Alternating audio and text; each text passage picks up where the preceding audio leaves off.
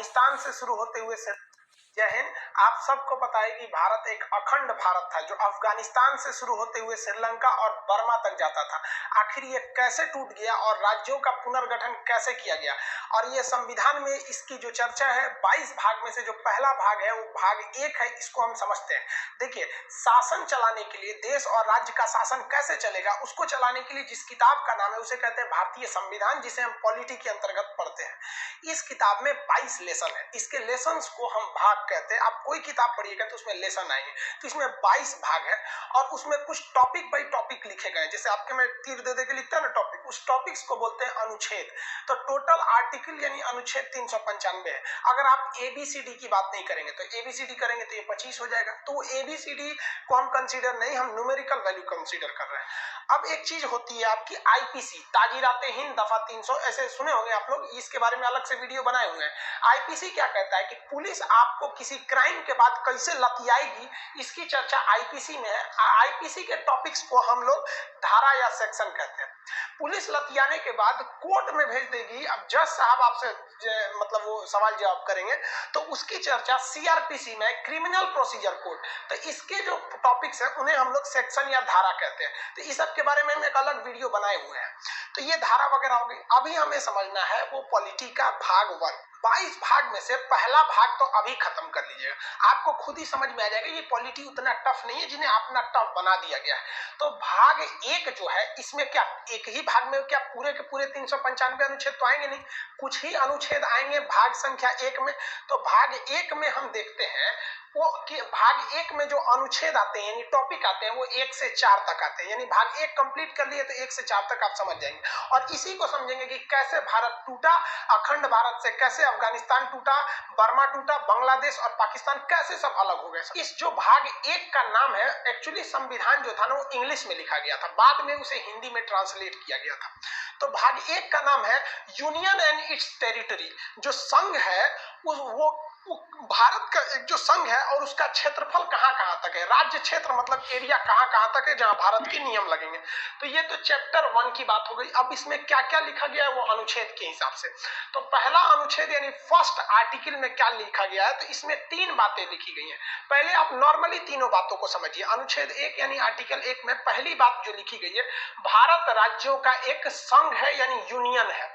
भारत, यहाँ पे ना इंडिया और भारत दोनों शब्द है, लिखा गया है कि इंडिया यानी भारत। तो सुप्रीम कोर्ट में भी ये पिटीशन किया गया था कि भारत का नाम इंडिया से हटाकर भारत कर दिया जाए, क्योंकि हर जगह भारत का प्रयोग होता है। हम कहते हैं भारत माता की जय, नहीं कहते हैं इंडिया माता की जय। हमें भारत रत्न दिया जाता है। राष्ट्रीय गान में भी जनगण मन अधिनायक जय है, भारत भाग्य विधाता, हर जगह ही आप जहां भी देखेंगे वो भारत ही प्रयोग ज्यादा होता है। तो सुप्रीम कोर्ट ने कहा कि ये फालतू का पिटीशन है। सुप्रीम कोर्ट ने कहा कि इसका कोई औचित्य नहीं है, क्योंकि संविधान में ऑलरेडी कह दिया गया इंडिया डेट इज भारत, तो दोनों ही नाम कंसीडर है आपके भारत के लिए। तो भारत जो है वो देश नहीं है, यहाँ क्या कहा गया है, यूनियन ऑफ स्टेट, राज्यों का एक संघ है। अब संघ और फेडरेशन में कुछ अंतर होते हैं, पहले उसे समझ जाइए। देखिए, हम लोग फेडरेशन में नहीं आते हैं, हम लोग आते हैं यूनियन में। 3 चीजें होती हैं, एक होता है कॉन्फेडरेशन, एक होता है फेडरल और एक होता है यूनियन। तो हम लोग आते हैं यूनियन में। कॉन्फेडरल उसे कहते हैं परिसंघ हिंदी में, जिसमें छोटे छोटे राज्य आपस में जुटकर और अपनी थोड़ी थोड़ी शक्तियां केंद्र सरकार को देकर एक देश का निर्माण करते हैं। यह परिसंघ बड़ी कमजोर होता है, इससे कोई भी देश आसानी से अलग हो जाते हैं। लेकिन फेडरल थोड़ा सा अलग होता है। फेडरल में राज्य मिलकर एक देश का निर्माण करते हैं और हर राज्य जो होते हैं वो अपनी कुछ शक्तियां देश को दे देते हैं और कहते हैं कि भाई साहब आप इन शक्तियों का प्रयोग करिए।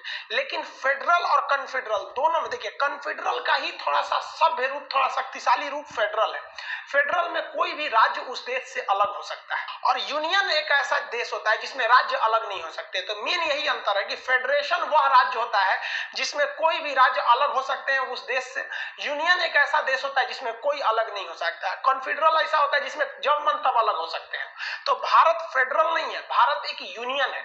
यहाँ के कोई भी राज्य भारत से अलग नहीं हो सकते हैं। जम्मू कश्मीर एड़ी चोटी लगाते रह गया, उसे समझ में आ गया कि अलग होने वाले नहीं है, चाहे वो 7 सिस्टर के लोग हो जाए, जो राज्य पहले थोड़ा सा मांग उठा था उन लोग का भी।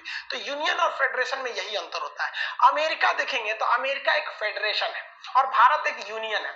अमेरिका फेडरेशन इसलिए है कि इसके जो राज्य हैं एक समझौता करके एक देश का निर्माण किए हैं, अतः समझौता टूटा तो ये राज्य टूट जाएंगे। कई बार अमेरिका टूटा भी है। अभी जो 50 राज्य है ना, तो आप देखेंगे उन 50 राज्यों का संविधान अलग है, उन 50 राज्यों का झंडा अलग है, उन 50 राज्यों की नागरिकताएं अलग है।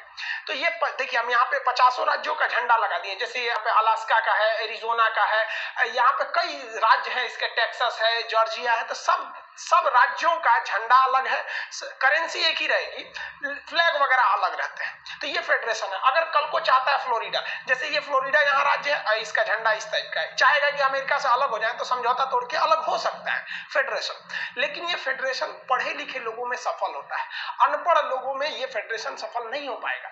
तो भारत ने देखा कि अगर हम फेडरेशन बनाएंगे भारत को, संविधान वालों ने देखा तो यहाँ 75 भाषाएं बोली जाती हैं, अलग अलग रहन सहन है। उत्तर भारत में लुंगी का प्रचलन नहीं है, दक्षिण भारत में लुंगी एक महत्वपूर्ण प्रावधान उन लोग का होता है, कपड़े में गिना जाता है, जबकि उत्तर भारत राजस्थान में देखेंगे तो पगड़ी है, पंजाब का अलग है। तो उन्होंने देखा कि भाई अगर हमने फेडरेशन बना दिया तो आगे चल के ये अलग हो जाएंगे, इसलिए भारत ने फेडरेशन न चुन के भारत ने यूनियन बनाया। यूनियन को भी हिंदी में संघ कहते हैं, फेडरेशन को भी हिंदी में संघ कहते हैं। इसलिए अगर आपसे क्वेश्चन पूछेगा भारत राज्यों का क्या है, तो ऑप्शन डी पे लिखा होता है संघ, उसे मत मारिएगा। ऑप्शन बी पर लिखा जाता है यूनियन, तो उसे मारिएगा, क्योंकि संघ की तो दो इंग्लिशें होती हैं, फेडरेशन भी होता है, यूनियन भी होता है। लेकिन भारत में एक एक्सेप्शन था, अब नहीं है।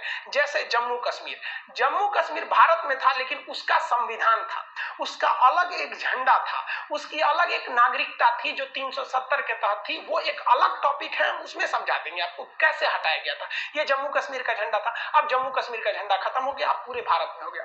तो अब भारत पूर्णतः यूनियन हो चुका है, यहाँ के कोई राज्य अलग नहीं हो सकते, ये अलग हो सकते हैं। और ये शुरू में तो और कमजोर था यहाँ का नियम कानून, तो वो कॉन्फेडरल था। कॉन्फेडरल फेडरल से ही कमजोर होता है। आप एक ऐसे एग्जांपल में समझिए, हम एक दीवार बना रहे हैं, नॉर्मली ईंटा साज दिए, यहाँ कोई सीमेंट का प्रयोग नहीं किए, तो सबसे कमजोर दीवार होगी। जब मन तब कोई ईंटा खींच सकते हैं, यानी एक इसको देश समझिए तो ईंटे को राज्य समझिए, आराम से निकल जाएगा। तो ये कॉन्फेडरल है, परिसंघ है, ये सबसे कमजोर होता है। अभी ये दुनिया में कहीं नहीं देखने को मिलता है। लेकिन इसी ईंट के बीच में अगर हम सीमेंट लगा के जोड़ दें तो ऐसी दीवार बन जाएगी, तो ये हो जाता है फेडरल यानी संघ, जो अमेरिका है। लेकिन अगर छीनी हथौड़ी से आप थोड़ा सा ठोक ठाक करिएगा तो ये आराम से टूट सकता है। अतः फेडरल में अगर समझौता टूटा तो राज्य टूट जाएगा। लेकिन अगर इसी राज्य ये ईंट के ऊपर प्लास्टर कर देंगे इस तरह से, अब भाई साहब ईंट से जुड़ा हुआ है, बाहर एक प्लास्टर है, तो वो प्लास्टर भी हो गया, अब तो निकल ही नहीं सकता है। तो सबसे मजबूत जो होता है वो यूनियन होता है। तो भारत यूनियन है, लेकिन हिंदी दोनों का एक ही हो जाता है, संघ, इसलिए कंफ्यूजन नहीं होंगे। तो भारत के जितने राज्य हैं, जो लोग मतलब अब तो कोई भी राज्य ऐसा नहीं कहता है भारत से टूटेंगे, वो कश्मीर का था मैटर, वो तो सॉल्व हो गया। तो भारत राज्यों का एक संघ है, ये चीज आप समझ में आ गया। हम लोग यहाँ पर आते हैं यूनियन में।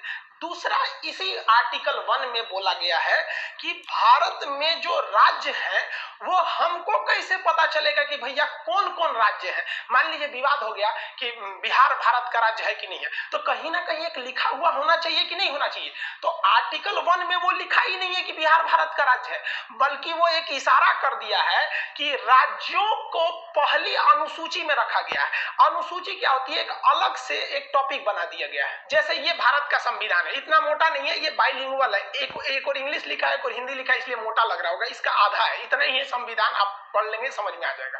तो इसमें कहा गया है कि हम पहली अनुच्छेद यानी आर्टिकल में नहीं बताएंगे कि कौन कौन सा राज्य है। अगर आप ये जानना चाहते हैं, राज्यों के नाम जानना चाहते हैं, तो आप जाइए अनुसूची शेड्यूल में जाइए। तो संविधान के शुरुआत में ही 4 पन्ना जोड़ दिया गया है, जिसे कहते हैं शेड्यूल, और इसी शेड्यूल में हर एक राज्यों के नाम लिखे गए हैं, कौन कौन से राज्य हैं। तो जब भी विवाद होगा कि कौन सा राज्य भारत का है या नहीं, तो आप अनुच्छेद 1 में आएंगे, तो यहां आपको एक दूसरा डायरेक्शन दिया जाएगा कि आपका कॉल फॉरवर्ड किया जा रहा है शेड्यूल की ओर। तो राज्यों को किस अनुसूची में रखा गया है, पहली अनुसूची में। और इसमें एक और बात कहा गया है, अब दिल्ली हो जाएगा, कहेगा हम केंद्र शासित प्रदेश है, राजस्थान कहेगा हम पूरा राज्य है। अब राज्यों की भी कैटेगरी है, तो इसको भी अनुच्छेद 1 में रखकर दूसरे ओर डाइवर्ट किया गया। कहा गया है कि भारत में जितने भी राज्य हैं इस संविधान के अंतर्गत, उन्हें 3 प्रकार से बांटा जाएगा। जो बड़े राज्य हैं, जिनका अपना खुद का क्षेत्रफल बड़ा है, उन्हें हम स्टेट कहेंगे, वर्तमान में 28 है। जो छोटे छोटे राज्य हैं लेकिन राष्ट्रीय महत्व के हैं तो उन्हें हम यूनियन टेरिटरी या केंद्र शासित कहेंगे। ये दूसरा टाइप का हो गया। अभी 8 केंद्र शासित हैं, आगे समझा देंगे। और तीसरा टाइप हो जाएगा अर्जित क्षेत्र। वर्तमान में भारत के पास कोई भी अर्जित क्षेत्र नहीं है। जैसे मान लिया कि पाकिस्तान में बलूचिस्तान की मांग हो रही है, भारत वहां पे स्वतंत्र करा के उसे कह दे कि नहीं बलूचिस्तान पे मेरा कंट्रोल रहेगा, तो वो इसमें आ जाएगा अर्जित क्षेत्र में।